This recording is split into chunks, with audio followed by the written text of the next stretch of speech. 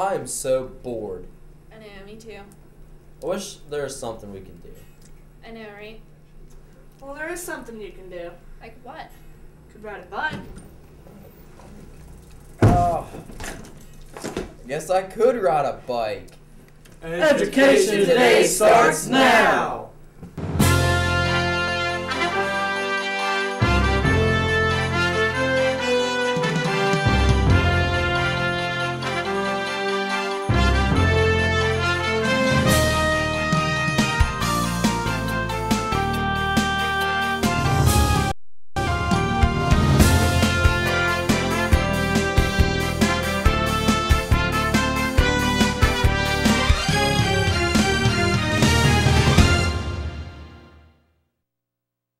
Welcome to Education Today. I'm Chris Garatano, Armstrong School District's multimedia technician.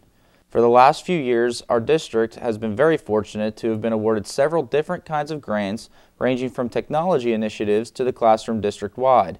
Today, we are going to focus on a new grant which was awarded to our school district just a few months ago. We've already had a few shows about some different fitness-related grants that the district has received over the last couple of years, but today we're going to focus on a brand new one in that department. To talk more about the newest grant on the block, we have joining us once again today, Mrs. Devin Lorigan, the Armstrong School District Health and Wellness Coordinator. Mrs. Lorigan, welcome to Education Today again. Thanks. Would you please introduce yourself for our viewers, your role with the district, and what exactly you've been doing? Yeah, my name is Devin Lorigan. I'm a health and physical education teacher at West Hills Primary School, and I am also the district-wide wellness coordinator. Okay, now the name of this newest grant is FIT. What does it stand for, and what exactly is this particular grant?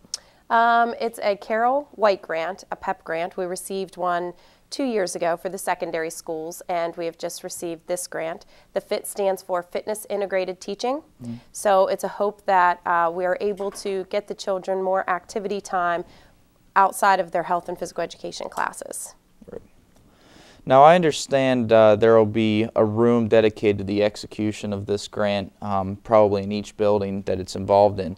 What kinds of equipment will be implemented in these rooms? Yeah, these are going to be called activity centers, and in the activity centers we're going to have fitness type equipment like treadmills, exergaming bicycles, where the students will ride a stationary bike, and it's kind of like a game where they're riding through parks and forests and could be on a beach or some sort of other type of climate or environment.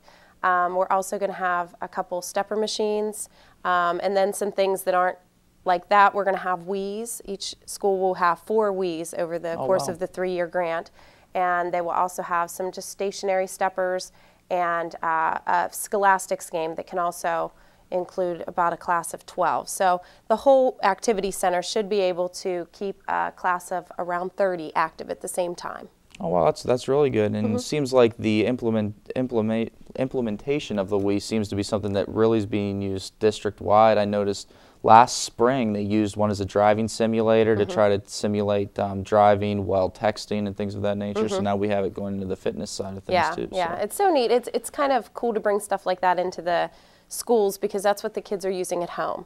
So it's nice to show them the different games and kind of get into their world while they're at school so they can enjoy it and have a little more fun while getting activity.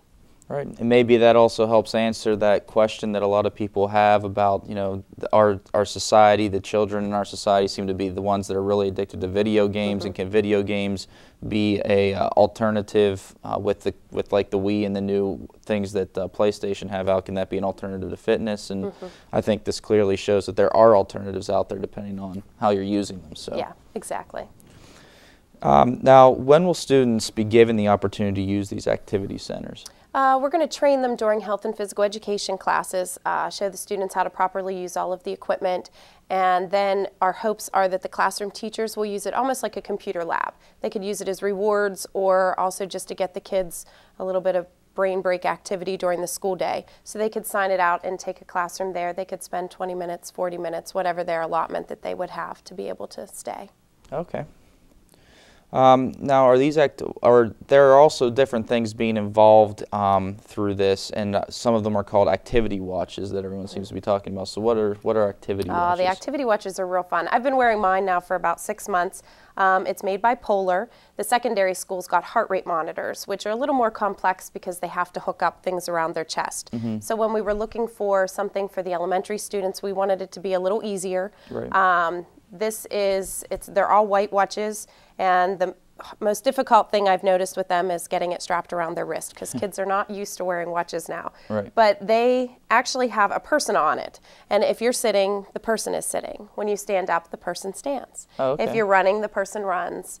And it has a capsule that you fill up, and if you fill up your capsule, it beeps and says 60 minutes of activity today, well done, because 60 minutes is the goal that you're supposed to get every day of physical activity. So the kids, I've had it on my 3rd grade students at West Hills, and they absolutely love being able to try to fill up that capsule. And it has like little goals, and they like to watch the person move. Right. And if they sit too long, the person has Z's coming out of its mouth like it's sleeping. So it's real neat. It's a visual for the kids. It kind of brings technology also into more of their day. Right. I put it on them at the beginning of the school day, and I let them wear it all day till they go to get on the buses.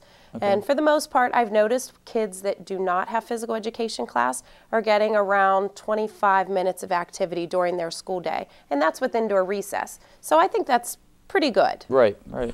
Almost sounds like something that maybe I should wear, because I don't think I'm getting 60 minutes a day. Maybe I can look down at that. And it was really funny when the teachers wear it. The first few times they were looking at it and they said, you know, I don't think it's working right. I said, oh, it is. It's just you have to be working for at least a minute before it'll start to record time, because it actually takes into account that your heart's going to beat a little faster before it starts to record your time. Right. So it's really neat.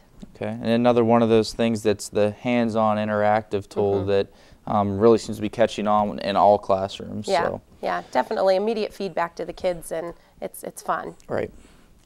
Now, another thing involved in this is called Spark. So what is Spark, and how will that be used during the physical education classes? Yeah, Spark is sort of like a physical education curriculum, I guess you could say, also nutrition curriculum.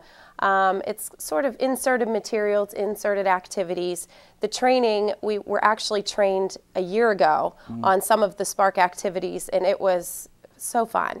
All the health and physical education teachers come together, and you learn new interactive games that require little equipment and not competitive. So it's fun for everyone, no matter if they're athletic, if they're not athletic. It's just a lot of fun activities that keep the kids moving. Right. And each of the 7 schools, there are also Spark equipment packs. And with the grant, each of the 7 schools got a Spark activity equipment pack, which is any type of physical activity equipment that you could possibly dream of having in the gym. They just received. So it's a really great opportunity.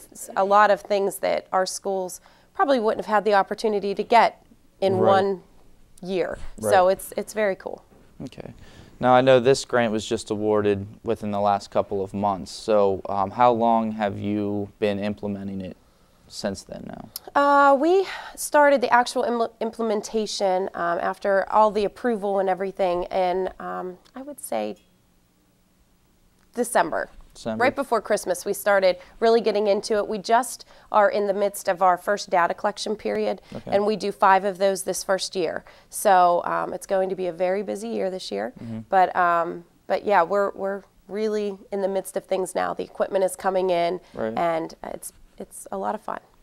Now, something I just happened to think about with this grant being awarded, the data collection that you, I guess, collect then, would that be something that has to be shared as like a stipulation to having the grant awarded, that you would share that with whoever presented the grant? Correct, yeah. The money comes through the Department of Education, and we supply them with kind of fitness data and nutrition data from our students, which is completely They don't know who our students are.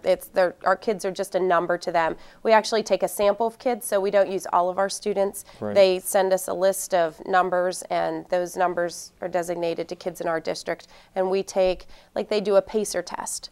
And a PACER test is a running test. Our secondary students have been doing it now for 2 years. And this is the first that our kids K through 6 have been using it. But the kids have been doing really well with it. And they also do a 3-day recall of activities that they had been involved in, and then they do a couple, like I think 5 questions on fresh fruit and vegetables. Okay. And then they compile all this information, and we get a big layout of everything that our kids have accomplished, and it really shows our students' progression throughout the years of the grant and how we're making a difference in their lives. Okay, great. All right, we're going to take a break, and we'll be right back with Mrs. Devin Lorigan here on Armstrong School District's Education Today. Before I came to IUP, I had no idea what college would be like or what role I would play or where I'd be in the future. But when I came to IUP, everything changed. I met people who really made me feel like I belonged. I had great classes at a great nationally ranked university. Hi, my name is Megan Miller. I'm a fine arts major, and this is my university.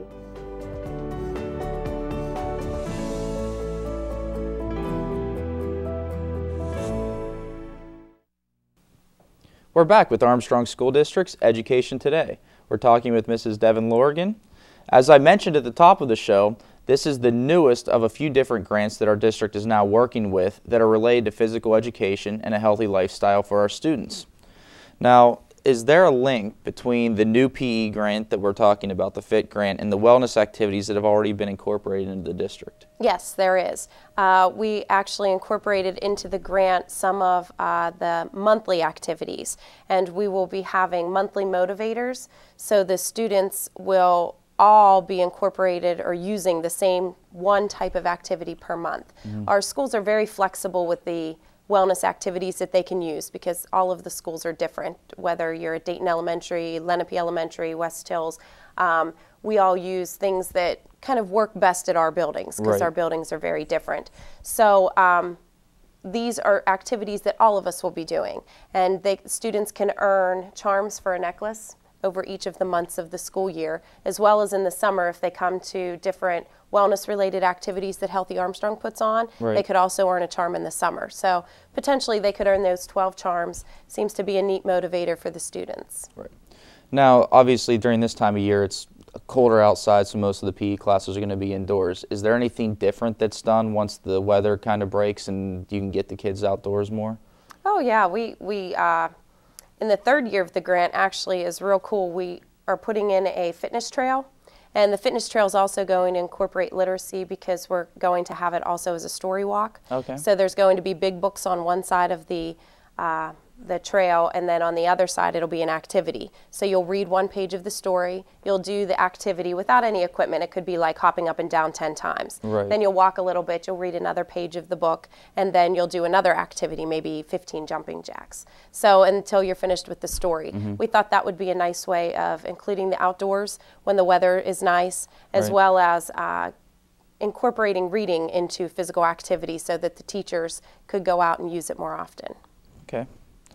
Now, for those who may have missed the show that we had earlier this year, will you give a brief overview of what the district has already incorporated with the other grants?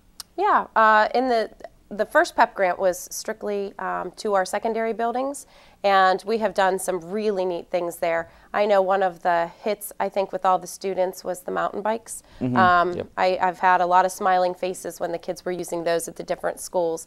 They also did get heart rate monitors. Some of the schools are using them right now. Some of them are kind of trialing them out with a few of their classes. Mm-hmm. They're a little more tricky to use just because of getting them to work right, having them on perfectly, and technology can sometimes be tricky that way. Oh, yes. So we do have a rock climbing wall going in at West Shamokin High School. I Okay. received pictures of it. It's halfway up yesterday, and it is really neat. The kids they're really interested, a little scared, a little fearful about climbing up because it's very high. Sure. But just something neat. I think the thing that we're trying to do in the district is providing things that the kids may not have gotten to try otherwise. Right. So trying to provide new activities for the kids. Right. And I mean, as far as, you know, the big push in our society now is trying to get back to a healthier lifestyle and starting that kind of in the primary and hopefully working it through the secondary. And there's a lot of different varieties of different things now that a lot of schools probably really don't have the access to, like the mountain bikes. Rock climbing walls I've seen start to go in some other districts in the area. I'm sure that there are other ones too that put them in, but again, that's something that is not what you would normally expect to find in your gym class. Exactly. So. Now let's jump back into the FIT grant. I understand that you were featured in a recent publication for your work with this grant. Yeah, Community Health Magazine. We've done a couple of articles in here with things that our district has been doing. Some are from the food service with Luann Fee. Some have been with our secondary PEP grant. Some have just been different activities that our school district does, because our district does a really nice job with our food service as well as the activities in our schools to make health and physical education and wellness a big part of everybody's life. Right. So yeah, the article was featured in this issue. So I think it came out last month. I think they only come out every 3 months. And it just featured some of our students at West Hills Primary School showing their excitement about the PEP grant and all of the things that they're going to be getting. So it's certainly one worth looking up. It says a lot about what we're going to be getting and doing throughout this 3-year period. And I did look that article up before we came in, and I noticed, is this like a national publication, or is it just like a more local publication? More local. I'm a little unsure about that completely, but it's our local or our close outlying communities. I know it's Indiana, Apollo Ridge, Leechburg, and Armstrong School District, and then it goes out into the community through mail. So hopefully most people should get it in the mail. Okay. And as you're mentioning, it is a quarterly publication. Correct. And I noticed with Community Health, they seem to have one that goes out monthly, one that's a quarterly, which is where you're featured at. And it's a magazine that I really haven't seen before. So it was a nice article. If you get a chance to go and take a look at it, I will put that website up during the towards the end of the show, and you can go on and visit that. Very easy to read, very easy to navigate and to locate on the website. So. Now, like some of the previous grants, the FIT grant is spread out over a 3-year time period where it will be implemented, which you have mentioned a little bit about. As far as the money received each year and what's added to the program, how's the grant organized? Yeah, the grant overall is about $750,000. Depending on what we asked for per year is how much they allotted us per year. Okay. In year 1, we're getting the most money. I think it's about $325,000 to $350,000. And this is when we're implementing a lot of the big items into the activity centers. Right. We also got the Spark equipment packs, and we got these activity watches for our schools. We also purchased pedometers and things like that in this first year, and 2 Wii's and all that type of equipment. So the majority of our money is now. In year 2, we replaced some of the things, some lost or broken pedometers. Right. So we'll replace some things. So the cost goes down a little bit in year 2. And then we're also going to add a little bit to our activity centers to make it more complete. So next year we'll add another Exer gaming bicycle and a couple more Wii's. Okay. And then in year 3, we're moving to the outdoors and concentrating on those fitness trails. Right. Now, the PEP grant was awarded in 2010, which we talked about, and the grant was directed towards secondary students, which I think we also mentioned. Now, the FIT grant is directed just towards the primary students, so that kind of completes the full cycle of it, right? Correct, yeah.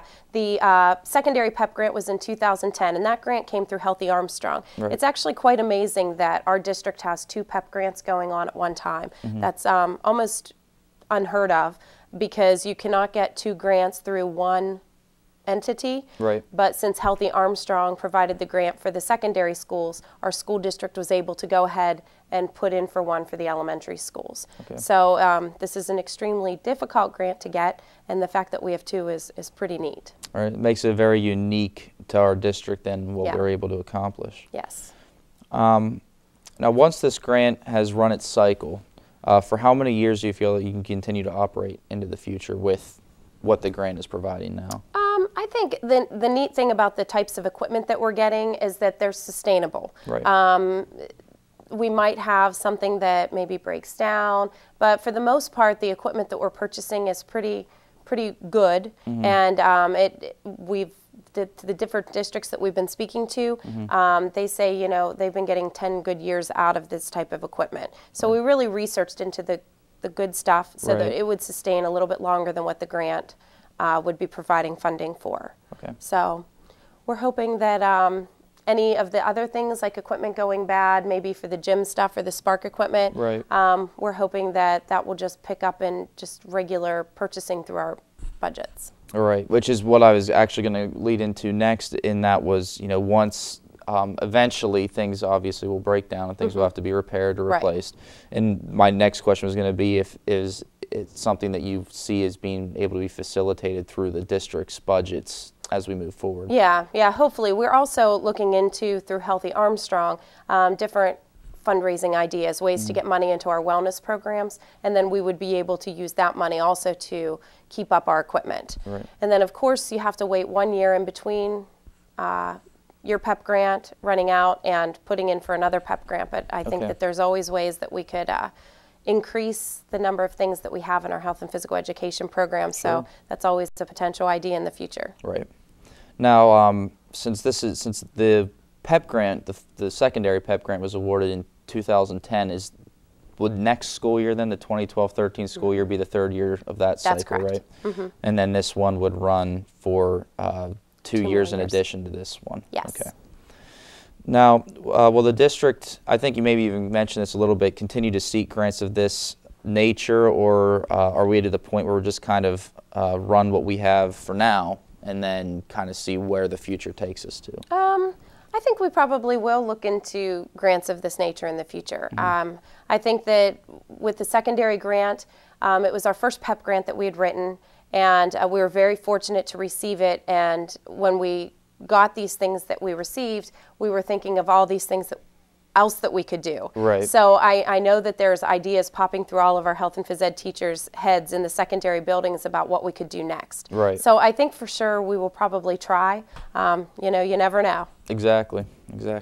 Now, we've covered a lot about both the new grant and the older grant now. Is there anything else that you'd like to add, maybe mention that we haven't gone over?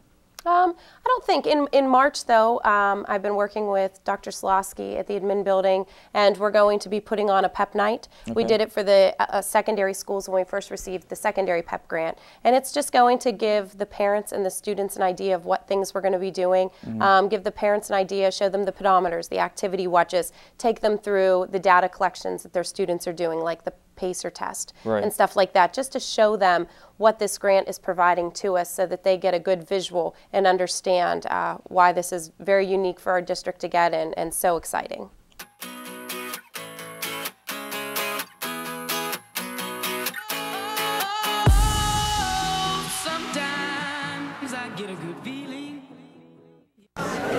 Hey, I think this walking is great because students are more attentive during the day. During class, no one wants to fall asleep because the walking gets us energized. It's a good thing to do first thing in the morning.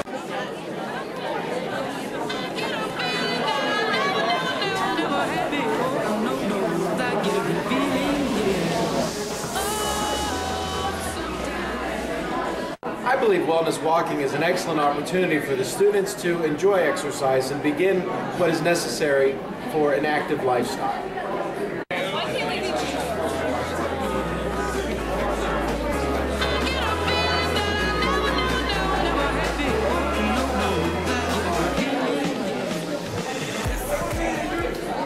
Hey Matt, how's it going? Pretty great. I love wellness walking. You love, what's your favorite part about wellness walking? The atmosphere, the people. Just getting physically fit in the morning. There's nothing to it. There's nothing better. All right, well, I appreciate you being down here once again. And that is our show for today. I'd like to thank our guest, Mrs. Devin Lorgan, the ASD Health and Wellness Coordinator, for taking time out of her very busy schedule to talk to us about yet another wonderful grant for our school district. Our thanks go out to the TV production students of Kittanning High School, led by their teacher, Mr. Don Swanson. They were our film crew today. Please join us again next week for another look at the Armstrong School District. Visit our website for updated news and information about the district, and have a great week.